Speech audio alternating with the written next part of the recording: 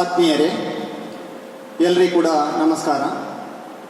ಆರಾಧನಾ ಕಲಾಭವನದಲ್ಲಿ ಆರಾಧನಾ ಕಲಾ ವೇದಿಕೆ ವತಿಯಿಂದ ಇವತ್ತು ಪ್ರಸ್ತುತವಾಗಲಿರುವಂತಹ ಪ್ರಸಂಗ ಶ್ರೀಯುತ ಶ್ರೀಧರ್ DS ವಿರಚಿತ ಯಕ್ಷಗಾನ ಪ್ರಸಂಗ ಭೃಗುಶಾಪ.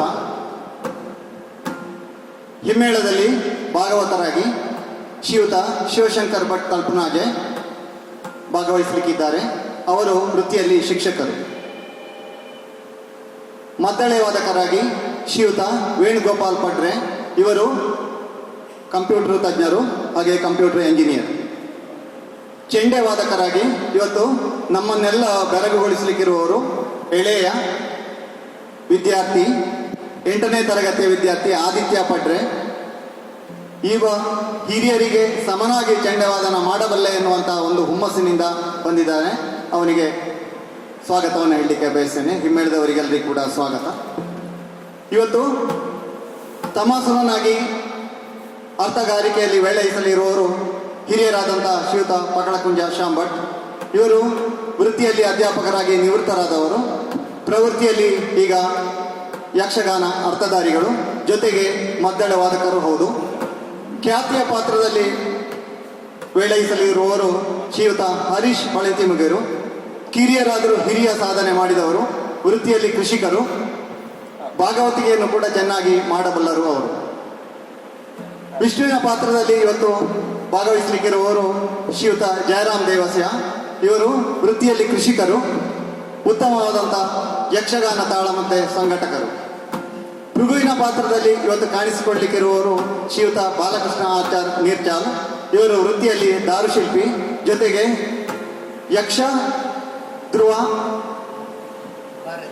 ಯಕ್ಷಭಾರತಿ ನೀರ್ಚಾಲ್ ಇದರ ಅಧ್ಯಕ್ಷರು ಆಗಿದ್ದಾರೆ.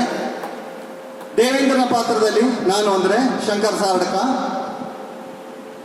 ಭಾಗವಹಿಸಲಿಕ್ಕಿರುವೇನು, ಅದಕ್ಕೆ ಜೀವ ತುಂಬಲಿಕ್ಕೆ ಪ್ರಯತ್ನ ಮಾಡ್ತಾ ಇದ್ದೇನೆ.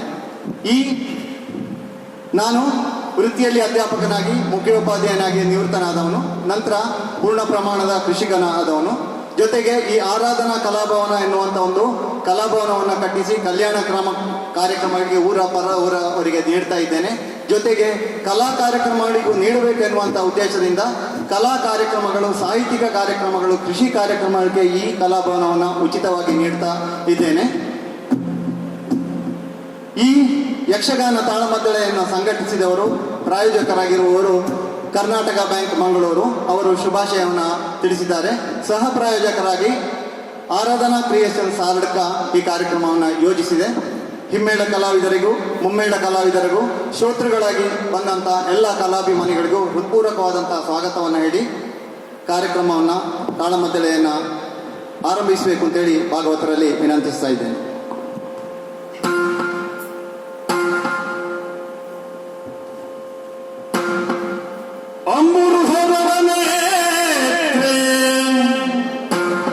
ಶ್ರೀ ದುರ್ಗಾಂಬಿಕೆಯ ಬಲಗೊಂಡು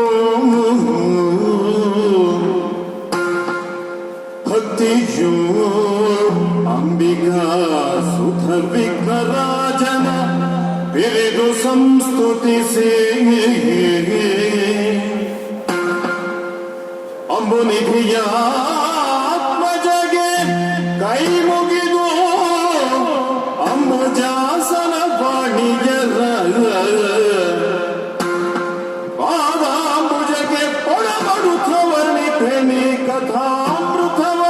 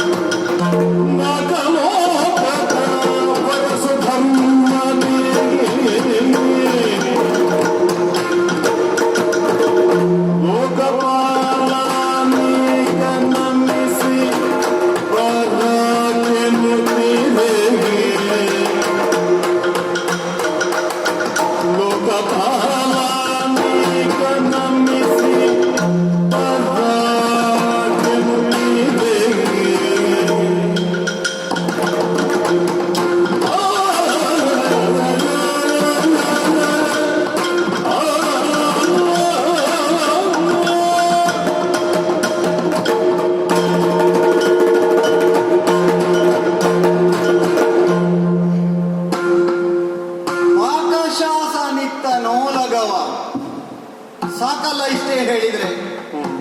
ಪಾಕಶಾಸನ, ಪಾಕ, ಲೋಕದ ಪಾಕವನ್ನ ಸಮಗೊಳಿಸಲಿಕ್ಕಿರುವಂತಹದ್ದು. ಪಾಕ ಅನ್ನುವಾಗಲೇ ನೀವು ಅರ್ಥೈಸಿಕೊಳ್ಬೇಕು, ಅದು ಸಮಪಾಕ ಎನ್ನುವಂಥದ್ದು. ಪಾಕ ಸಮ ಇಲ್ಲದಿದ್ರೆ ಯಾವುದು ಸರಿಯಾಗುವುದಿಲ್ಲ ನೋಡಿ. ಪಾಕ ಸರಿಯಾಗಬೇಕು ಅಂತೇಳಿ ಆದ್ರೆ ಶಾಸನ ಸರಿಯಾಗಿ ಹೇಳಿದ್ದಾರೆ. ಪಾಕ ಶಾಸನ ಎಂಬುದಾಗಿ ನನಗೆ ಹೆಸರು. ಶಾಸನ ಅಂದ್ರೆ ನಿಯಮ, ನಿಯಮ ಇಲ್ಲದಲ್ಲಿ ಯಾವುದು ನಡೆಯುವುದಿಲ್ಲಲ್ಲ. ಹಾಗೆ ಪಾಕ ಶಾಸನ ನಿತ್ತ ಯಾರು ಯಾರು ಇದು? ದೇವೇಂದ್ರ. ದೇವೇಂದ್ರ ನಿತ್ತ ನೋಲಗವ, ಓಲಗ ಕೊಟ್ಟ. ಯಾಕೆ? ಲೋಕದ ಆಗು ಹೋಗುಗಳನ್ನ ತಿಳಿಯುವುದಕ್ಕಾಗಿ. ಓಲಗದಲ್ಲಿ ಇದೇ ಇರುವುದಲ್ವೇ? ಇಂದು ಏನು ನಡೀತಾ ಉಂಟು, ಮುಂದೆ ಏನು ನಡೆಯಬಲ್ಲದು, ಅದಕ್ಕಿರುವಂತಹ ವ್ಯವಸ್ಥೆಯನ್ನ ಹೇಗೆ ಮಾಡಿಕೊಳ್ಳಬೇಕು ಎನ್ನುವಂತಹದ್ದು. ಎಲ್ಲಿ ಓಲಗ ಇದ್ದದ್ದು, ಅದೇ ಸುಧರ್ಮ ಸಭೆಯಲ್ಲಿ. ಆ ಸುಧರ್ಮ ಸಭೆಯಲ್ಲಿ ಯಾರಿಗೆ ಓಲಗ ಇತ್ತದ್ದು? ದಿಕ್ಪಾಲಕರಿಗೆ, ಸುಮನಸರಿಗೆ. 33 ಕೋಟಿ ಸುಮನಸರು ಜೊತೆಗೆ ಪುಣ್ಯವನ್ನ ಸಂಪಾದಿಸಿ ಈ ಸ್ವರ್ಗಾರೋಹಣ ಮಾಡಿದಂತಹ ಜನರಿಗೆ ಇತ್ತನು ಓಲಗವ. ಯಾಕೆ? ನಾನು ಲೋಕಪಾಲನಲ್ಲವೇ? ದೇವೇಂದ್ರ ಅಂದ್ರೆ 3 ಲೋಕದ ಪಾಲನೆ ಪೋಷಣೆಯನ್ನ ನೋಡಿಕೊಳ್ಳುವಂತಹದ್ದು. ಸ್ಥಿತಿಕಾರಕನಾಗಿ ಶ್ರೀಹರಿ ಇದ್ರು ಕೂಡ ಬಾಕಿ ಉಳಿದಂತಹ ವಿಚಾರಗಳನ್ನ ನಾನು ನೋಡಿಕೊಳ್ಳಬೇಕಲ್ಲ. ಹಾಗೆಯೇ ದೇವೇಂದ್ರನ ಪೀಠವನ್ನು ಏರಿದೆ. ಇದು ಅಂತಿಂತ ಕೆಲಸವಲ್ಲ, ಸಾಕಷ್ಟು ಸಾಧನೆಗಳನ್ನೇ ಮಾಡಬೇಕಾಗಿ ಬಂತು ಈ ಪೀಠವೇರ್ಲಿಕ್ಕೆ. ಅದಿತಿ ದೇವಿಯ ಮಕ್ಕಳಾದಂತಹ ನಾನು, ತವ ಮಕ್ಕಳಾದಂತಹ ನಾವು ಸುಮನಸರು, ನಾನು ಮುಖ್ಯವಾಗಿ ಹೇಳುವುದಾದ್ರೆ ಹೇಗೆ ಈ ಪೀಠವನ್ನ ಏರಿದೆ ಎನ್ನುವಂತಹದ್ದು. ಶತಕ್ರತಗಳನ್ನ ಮಾಡಿ, ಅಂದ್ರೆ 100 ಅಶ್ವಮೇಧವನ್ನ ಮಾಡಿ ನಾನು ಈ ಪೀಠವನ್ನ ಏರಿದ್ದು. ಅಶ್ವಮೇಧ ಅಂದ್ರೆ ನಿಮ್ಗೆ ತಿಳಿದಿರಬೇಕು, ಇದು ತ್ಯಾಗದ ಸಂಕೇತ. ಸರ್ವಸ್ವವನ್ನು ಅಶ್ವಮೇಧ ಮಾಡುವಂತಹ ವ್ಯಕ್ತಿ ತ್ಯಾಗ ಮಾಡಬೇಕು. ತ್ಯಾಗ ಮಾಡಿ ಈ ಭೋಗ ಭೂಮಿಯನ್ನ ಪಡೆಯಬೇಕು. ತ್ಯಾಗ ಅಂದ್ರೆ ಏನು? ನಾನು, ನನ್ನದು, ನನ್ನ ಐಶ್ವರ್ಯ, ನನ್ನ ಸಂಪತ್ತು ನನ್ನದು ಎನ್ನುವ ಮಮಕಾರ ಹೋಗಬೇಕು, ನಮ್ಮದು ಎನ್ನುವಂತಹದ್ದು ಬರಬೇಕು. ಅಂತಹ ತ್ಯಾಗ ಮಾಡಿ, ಅದು ಒಂದಲ್ಲ ಎರಡಲ್ಲ, ಶತಕ.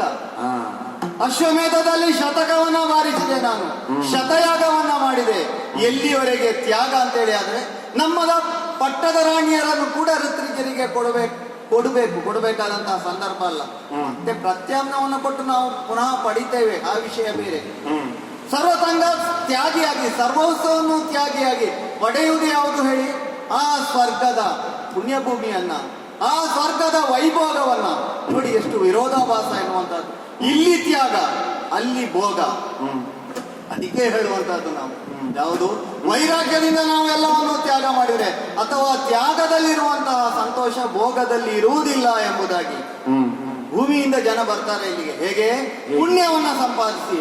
ಭೋಗವಂತಲ್ಲೇ ಇರುವಂತಹ ಒಬ್ಬ ವ್ಯಕ್ತಿಗೆ ಪುಣ್ಯವನ್ನ ಸಂಪಾದಿಸಲಿಕ್ಕೆ ಆಗುವುದಿಲ್ಲ. ದಾನ ಧರ್ಮ ಹೋಮ ಹವನಾದಿ ಕಾರ್ಯಗಳನ್ನ ಮಾಡಿ ಯಾರು ಪುಣ್ಯವನ್ನ ಸಂಪಾದಿಸ್ತಾರೋ ಅವರು ಈ ಭೋಗಲೋಕಕ್ಕೆ ಬರ್ತಾರೆ. ವೈರಾಗ್ಯದಿಂದ ಸರ್ವಸಂಗ ತ್ಯಾಗಿ ಆದಂತಹ ಒಬ್ಬ ವ್ಯಕ್ತಿ ಈ ಸ್ವರ್ಗಕ್ಕೆ ಏರಿದ್ರು ಕೂಡ ಅವನು ಭೋಗವನ್ನ ಪಡೆಯುವುದಿಲ್ಲ, ಅಥವಾ ಸುಖ ಭೋಗದ ಲಾಲಸೆಯಲ್ಲಿ ಇಲ್ಲಿ ಇರುವುದಿಲ್ಲ. ಹಾಗಾದ್ರೆ ಸ್ವರ್ಗದಲ್ಲಿ ಏನುಂಟು ಏನಿಲ್ಲ ಎಂಬುದಾಗಿ. ಚಿತ್ರಸೇನನ ಸಂಗೀತಕ್ಕೆ ನೃತ್ಯ ಗಾತಿಯರು ತಮ್ಮ ಹೆಜ್ಜೆಯನ್ನು ಹಾಕುತ್ತಾ, ರಂಬೆ, ಊರ್ವಶಿ, ಮೇನಕ್ಕೆ, ತಿಲೋತ್ತಮೆಯರು, ಇವರು ನಮ್ಮಲ್ಲಿ ನೃತ್ಯ ಗಾತಿಯರಿದ್ದಾರೆ. ಇವರನ್ನ ನೋಡುವುದು ಅಲ್ಲ, ಸ್ವರ್ಗದಲ್ಲಿರುವಂತಹ ಕಲ್ಪವೃಕ್ಷ, ಕಾಮಧೇನು, ಇನ್ನಿತರ ವಜ್ರ ವೈಡೂರ್ಯಗಳನ್ನು ಅಥವಾ ಲೋಕದ ಸಂಪತ್ತುಗಳನ್ನೆಲ್ಲ, ಅಂದ್ರೆ ವಿಶೇಷವಾದ ಏನೆಲ್ಲ ಸಂಪತ್ತುಂಟು ಅದನ್ನೆಲ್ಲ ತಂದು ಇಲ್ಲಿ ಶೇಖರಿಸಿದ್ದೇನೆ. ನಾನು ಶೇಖರಿಸಿದ್ದೇನೆ ಎನ್ನುವುದಕ್ಕಿಂತ ಅದು ಬಳುವಳಿಯಾಗಿ ಇಲ್ಲಿಗೆ ಬಂದಿದೆ ಎನ್ನುವಂತಹದ್ದೇ ವಿಶೇಷ. ಹಾಗೆ ಈ ನಾಲ್ಕಲೋಕದ ವೈಭವವನ್ನು ನಾನು ಒಡ್ಡೊಲಗದ ಮೂಲಕ ಇವತ್ತಿಗೆ ಕೊಟ್ಟಿದ್ದೇನೆ. ಜೊತೆಗೆ ದಿಕ್ಪಾಲಕರು ನನ್ನ ಜೊತೆಯಾಗಿದ್ದಾರೆ. ಅಗ್ನಿ, ವಾಯು, ವರುಣ, ಕುಬೇರ, ಹಾಗೆ ನಿರುತಿ, ಈಶಾನ, ಕೊನೆಗೆ ಯಮ. ಯಾಕೆ ನಾನು ಕೊನೆಗೆ ಯಮ ಎಂಬುದ ಅವನನ್ನು ಕೊನೆ ಮಾಡಿದ್ದಲ್ಲ, ದೇವೇಂದ್ರನ ಅಂತ ನಾನು ಇವರಿಗೆ ನಾಯಕತ್ವದಲ್ಲಿರುವಾಗ ಯಾರು ಅಧರ್ಮದಿಂದ ನಡೆಯುತ್ತಾರೋ ಅವರಿಗೆ ಯಮ ಭಾಷೆ ಹಿಡಿದು ಸಿದ್ಧವಾಗಿರ್ತಾನೆ. ಹಾಗೆ ದಿಕ್ಪಾಲಕರೆನಿಸಿದಂತ ನಾವು ಪಾಕಶಾಸನ ಅಂದ್ರೆ ತ್ರಿಲೋಕದ ಶಾಸನವನ್ನ ಮಾಡ್ತಾ ಇದ್ದೇವೆ. ಹಾಗೆಯೇ ಒಡ್ಡೋಲಗದ ಚಾವಡಿಯಲ್ಲಿ ಬಂದಂತಹ ವಿಷಯ. ಭೂಮಿಯಲ್ಲಿ ಅಲ್ಲಿ ಧನುಜರು, ರಾಕ್ಷಸರು ಪ್ರಭಾವಿತರಾಗ್ತಾ ಇದ್ದಾರೆ ಎನ್ನುವಂತ ವಿಚಾರವನ್ನ ಕೇಳ್ತಾರೆ. ಶೋಣಿತಾಪುರದಲ್ಲಿ ತಮಾಸುರ ಇಂದು ತನ್ನ ಶಕ್ತಿವರ್ಧನೆಯನ್ನ ಮಾಡ್ತಾ ಇದ್ದಾನೆ. 66 ಕೋಟಿ ರಾಕ್ಷಸರು ಹರಿದು ಹಂಚಾಗಿ ಹೋಗಿದ್ರು. ಇವರನ್ನೆಲ್ಲ ಒಗ್ಗೂಡಿಸಿ ನಾಯಕತ್ವದಿಂದ ಬಂದಂತ ವಿಷಯ, ಅವನು ಸ್ವರ್ಗಕ್ಕೆ ದಾಳಿ ಇಟ್ರೆ ಎನ್ನುವಂತ ವಿಷಯ ಬಂದಾಗ ದಿಕ್ಪಾಲಕರು ಹೇಳಿದ್ರು, ಏನು ಬಿಡ್ಲಿಲ್ಲ, ನಾವು ಹೊಡೆದೋಡಿಸ್ತೇವೆ ಎಂಬುದಾಗಿ. ಅವರು ಯಾವಾಗ ಹೇಗೆ ಹೇಳ್ಬೇಕು ಅದನ್ನು ಹೇಳ್ತಾ ಇದ್ದಾರೆ. ಆದ್ರೆ ನಾನು ಯೋಚಿಸಬೇಡ್ವೆ? ಯೋಚಿಸಬೇಕು. ಹಾಗೆ ಯೋಚಿಸುತ್ತಾ ಇದು ನನಗೆ ಚಿಂತೆಯಾಗಿ ಮಾರ್ಪಡುವಂತಹ ಸಂದರ್ಭ ಬಂದಿದೆ ಅಂತ ಹೇಳುವಾಗ ನಮ್ಮ ಗುರುಗಳ ಆಗಮನ ಆಯ್ತು. ಯಾರು? ಬೃಹಸ್ಪತ್ಯಾಚಾರ್ಯರು ಬಂದ್ರು. ಬಂದವರು ಗುರುಗಳು ಗುರು ವಚನ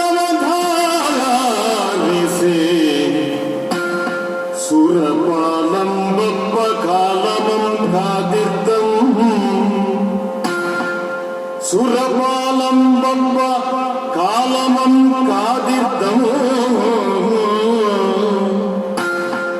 ಸುರ ಸಂಪದ ನವನಿಧಿಗಳಿಗರಿಸಾದಂ ಸುರ ಸಂಪದ ನವನಿಧಿಗಳಿಗರಸಾದಂ ಬಳಿಕ ವೈಶ್ರವಣನ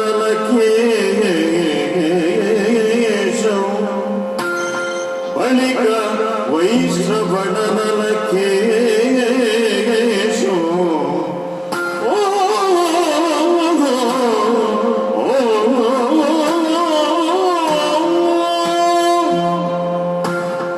ಯಾವುದೇ ಒಂದು ಕಾರ್ಯ ಸಾಧನೆ ಆಗಬೇಕು ಅಂತ ಹೇಳಿದ್ರು ಕೂಡ ಗುರುಬಲ ಬೇಕು.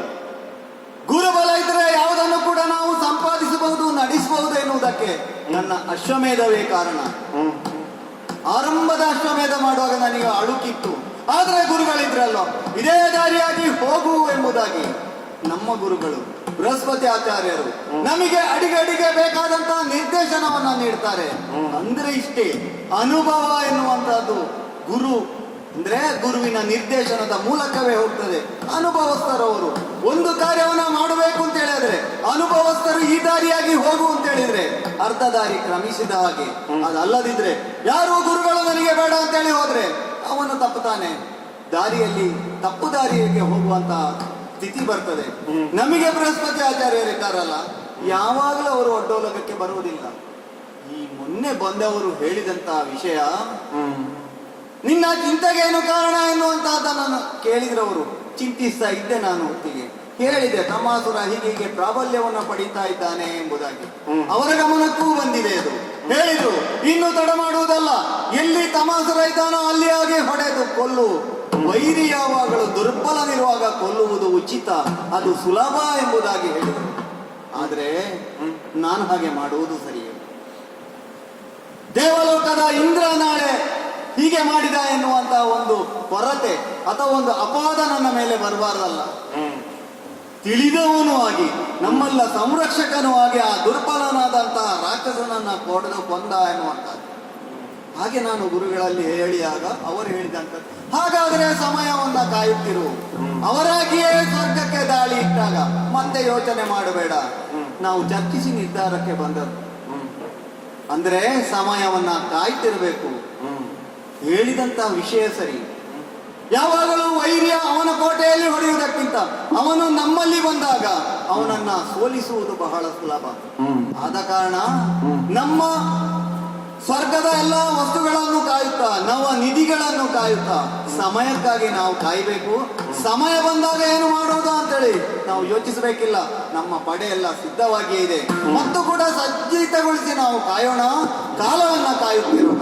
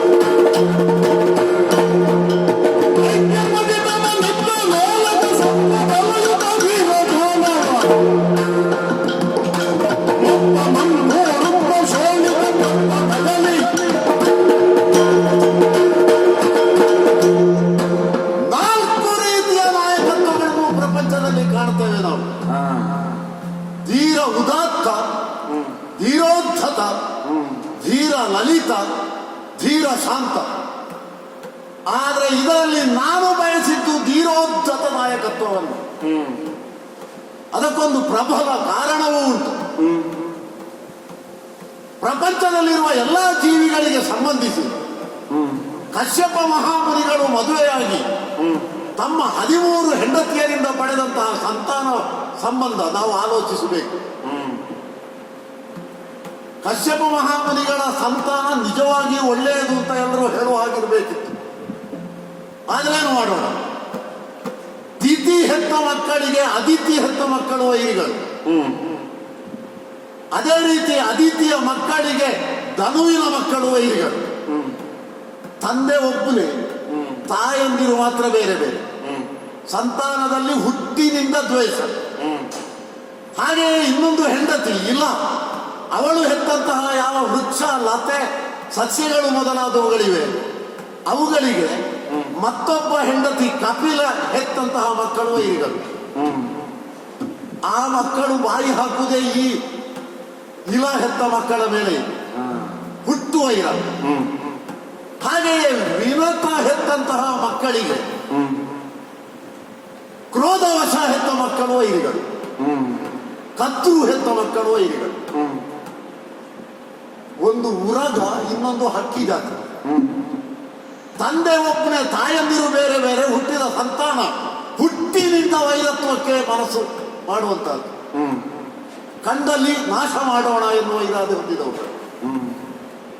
ಯಾಕೆ ಹೀಗೆ ಅಂತ ಆಲೋಚನೆ ಮಾಡಿದರೆ ಸಂಘರ್ಷವೇ ಪ್ರಮುಖ ಅಂತ ಅಲ್ಲಿ ಒಪ್ಪಿಕೊಳ್ಳಬೇಕಾಗ್ತದೆ. ಸಂಘರ್ಷವೇ ಯಾಕೆ ಪ್ರಧಾನ? ಸಂಘರ್ಷ ಇಲ್ಲ ಅಂತಾದ್ರೆ ಪ್ರಪಂಚದಲ್ಲಿ ಯಾವ ಬೆಳವಣಿಗೆಯೂ ಇಲ್ಲ, ಪ್ರಪಂಚಕ್ಕೆ ಯಾವ ಕೊಡುಗೆಯೂ ಇಲ್ಲ. ಪ್ರಪಂಚ ಅದು ಸ್ಥಾಯಿಯಾಗಿಯೇ ಇರ್ತದೆ, ಅದು ನಿರ್ಜೀವದಿಂದ ಇದ್ದ ಹಾಗೆ ಇರ್ತದೆ. ಹಾಗಾಗಿ ಸಂಘರ್ಷಕ್ಕೆ ಇದು ಪ್ರಧಾನ ಹೇತು ಅಂತ ನಾವು ಕಂಡೆವು. ಸಂಘರ್ಷದಿಂದ ಏನಾದರೂ ಒಂದು ಕೊಡುಗೆ ಕೊಡಮಾಡಲ್ಪಡ್ತದೆ, ಅದು ಪ್ರಪಂಚದ ಅಭ್ಯುದಯಕ್ಕೆ ಕಾರಣ ಆಗ್ತದೆ.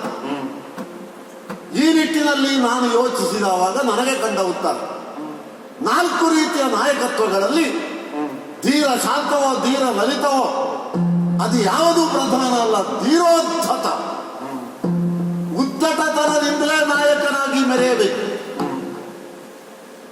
ಆ ಕಾರಣದಿಂದ ಶೋಣಿತ ಪಟ್ಟಣವನ್ನು ನಮ್ಮದಾಗಿಸಿಕೊಂಡದ್ದು ನಾನು.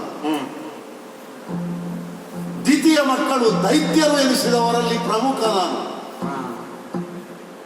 ಕಾಡಾಡಿಗಳಾಗಿದ್ದಂತಹ ನಮ್ಮವರನ್ನೆಲ್ಲ ಒಗ್ಗೂಡಿಸಿ ಇದವಿತ್ತಂ ಎನ್ನುವಂತಹ ರಕ್ಷಣೆಯನ್ನು ಅವರಿಗೆ ಒದಗಿಸಿ ಪ್ರಪಂಚದಲ್ಲಿ ನಾವು ಕೂಡ ಶ್ರೇಷ್ಠರು ಎನ್ನುವುದನ್ನು ಇಷ್ಟು ಕಾಲ ಸಾಧಿಸಿ ತೋರಿಸಿದ್ದೇವೆ. ಹಾಗಾಗಿ ನೋಡಿ, ದೈತ್ಯಪತಿ ಅಂತ ನನ್ನನ್ನು ಕೊಂಡಾಡುವುದಕ್ಕೆ ತೊಡಗಿದ್ದು ನಮ್ಮವರು. ನನ್ನ ಎಡಬಲಗಳಲ್ಲಿ ಒಂದು 3-4 ಜನ ಇದ್ದಾರೆ, ಸೇನಾನಿಗಳು ಅಥವಾ ಪ್ರಧಾನಿಗಳು ಅಥವಾ ನಮ್ಮ ಅತಿ ಮುಖ್ಯವಾದಂತಹ ದುರಿಣತ್ವವನ್ನು ಹೊಂದಿದವರು, ರಾಜಕೀಯ ಸಂಬಂಧವಾಗಿ ನಮಗೆ ತಿಳಿ ಹೇಳುವವರು. ಅವರೆಲ್ಲರೂ ನನ್ನನ್ನು ಕೊಂಡಾಡುವುದು ದೈತ್ಯಪತಿ. ಅವರನ್ನೆಲ್ಲ ಸೇರಿಸಿದ್ದೇನೆ ಈ ಹೊತ್ತು ಸಭೆಗೆ. ಪ್ರಮುಖವಾದಂತಹ ಸಂಘರ್ಷ ಪ್ರಧಾನವಾದಂತಹ ವಿಚಾರ ಅವರಲ್ಲಿ ಹೇಳುವುದಕ್ಕಿದೆ ನನಗೆ. ಹಾಗಾಗಿ ಆಲಿಸಿರಿ, ಆಲಿಸಿರಿ ದೈತ್ಯವರನೇ.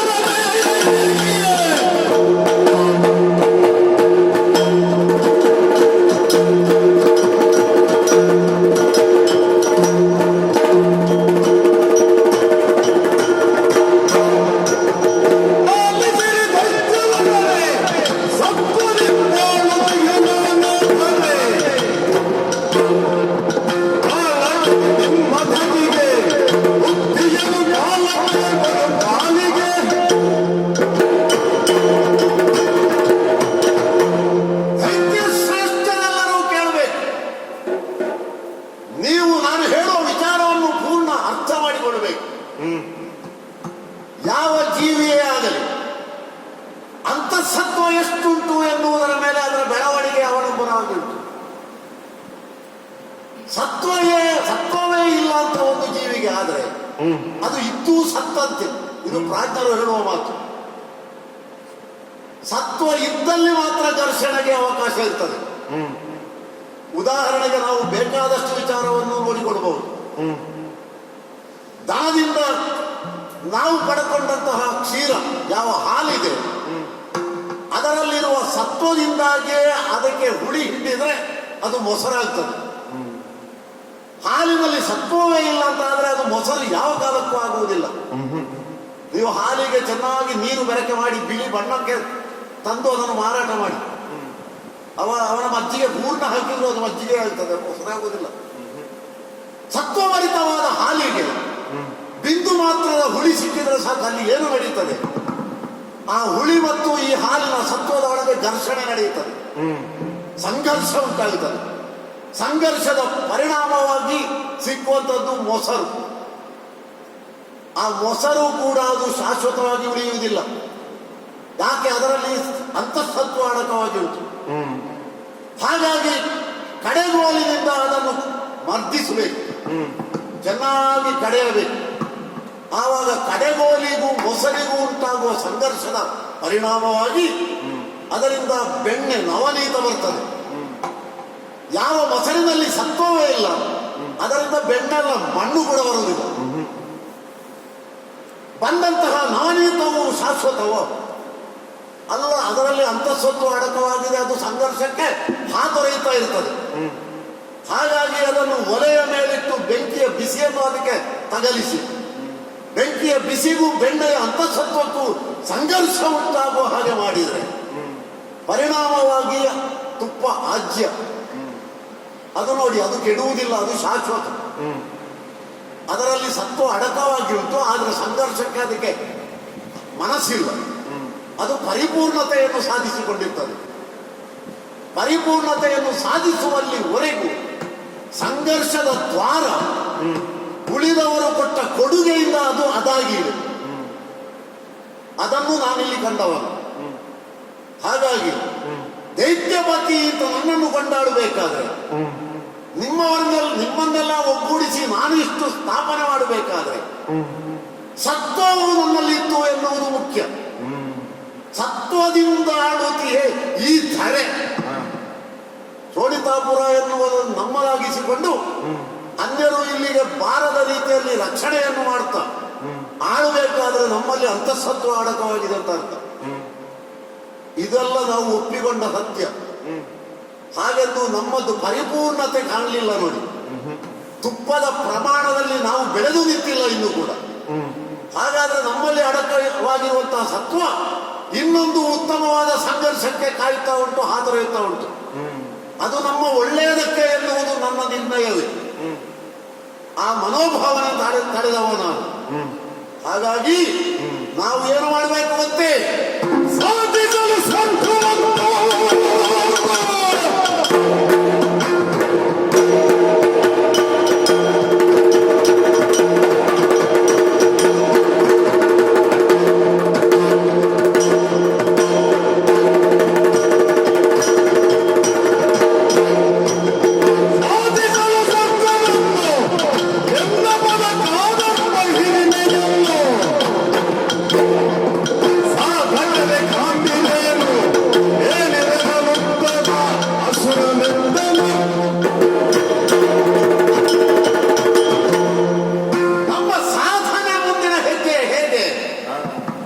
ಚೆನ್ನಾಗಿ ಯೋಚನೆ ಮಾಡಿ ನಾವು ಹೆಜ್ಜೆ ಮುಂದೆ ಇಡಬೇಕು.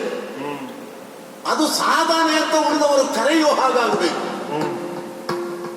ಯಾವ ತೀರ್ಮಾನವೂ ಇಲ್ಲದೆ ಒಬ್ಬ ಮುಂದಕ್ಕೆ ಹೆಜ್ಜೆ ಇಡ್ತಾನೆ ಅಂತಾದ್ರೆ ಪರಿಣಾಮವಾಗಿ ಇದ್ದದ್ದನ್ನು ಕಳೆದುಕೊಳ್ಳುವ ಸ್ಥಿತಿಯೂ ಬಂದೀತು. ಯೋಚಿಸಿದವಾಗ ನಮಗೆ ಸಾಧಿಸುವುದಕ್ಕೆ ಇನ್ನು ನಮ್ಮದೇ ಮಟ್ಟದಲ್ಲಿ ಯಾವುದೂ ಇಲ್ಲ, ಎಲ್ಲವನ್ನು ಸಾಧಿಸಿಯಾಗಿದೆ. ಮೇಲ್ಮಟ್ಟದಲ್ಲಿ ಏನುಂಟು ಅಂತ ನೋಡುವಾಗ ನಮ್ಮ ದೃಷ್ಟಿ ಮೇಲ್ಮುಖವಾಗಿ ಹೋಯ್ತು. ಸ್ವರ್ಗ, ಹೌದು, ಸ್ವರ್ಗವನ್ನು ನಾವು ಸಾಧಿಸಿಕೊಳ್ಳಬೇಕು. ಯಾಕಂದ್ರೆ ನಮಗೆ ಇನ್ನೂ ಕೂಡ ತವಕ ಉಂಟು, ಸಂಘರ್ಷಕ್ಕೆ ಇಲ್ಲಿ ಹಾತೊರೆಯುತ್ತಾ ಉಂಟು ಮನಸ್ಸು. ಕೆಳಮಟ್ಟದವರಲ್ಲಿ ಸಂಘರ್ಷ ಮಾಡಿದರೆ ನಮ್ಮ ಮಟ್ಟ ಕುಸಿಯುತ್ತದೆ.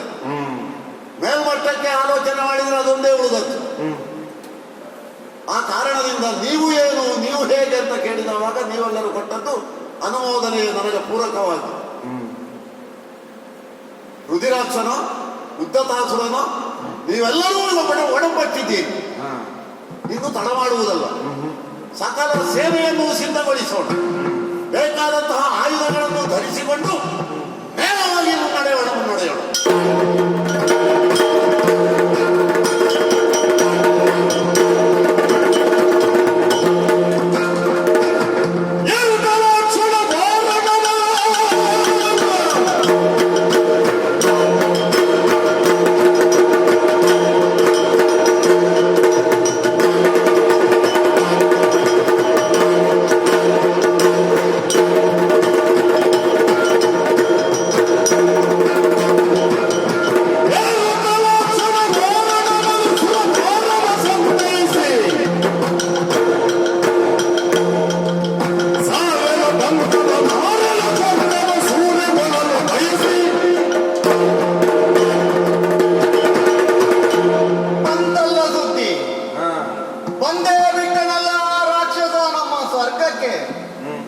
ಬಿಟ್ಟನಲ್ಲ ಗಾಳಿಯನ್ನು.